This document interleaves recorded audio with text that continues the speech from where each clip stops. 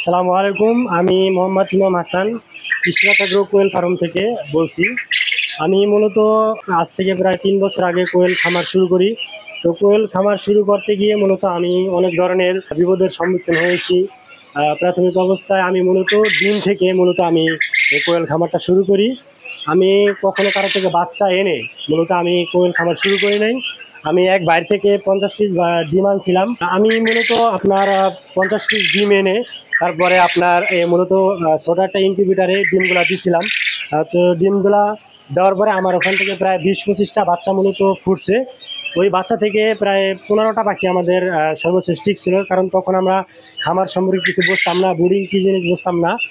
আলহামদুলিল্লাহ সেই পাখি থেকে আমরা আবার বড় করছি, সেই পাখিটা আবার ডিম পারছে, ওখান থেকে আবার আমরা ডিম উৎপাদন করছি। এভাবে করতে করতে আজকে আলহামদুলিল্লাহ আমার খামারে প্রায় 2-3 হাজার পাখি আছে। এবং আমরা আমাদের স্থানীয় বাজারে আমরা পাইকারি ডিম এবং সারা বাংলাদেশে বাচ্চা এবং ডিম ডেলিভারি দিয়ে থাকি। তো আপনারা চাইলে আপনারা কোয়েল খামারের সাথে সম্পৃক্ত হতে পারেন। আশা করি ইনশাল্লাহ আপনারা ভবিষ্যতে আপনারা ভালো একটা টাকা আর্ন করতে পারবেন।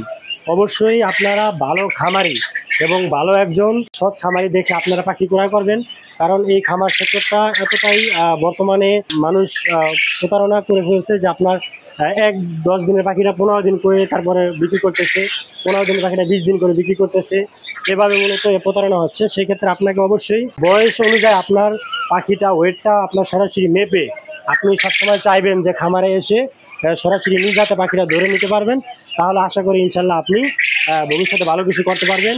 এটাই আমার উদ্যোক্তা সবার জন্য এটাই পরামর্শ রইল।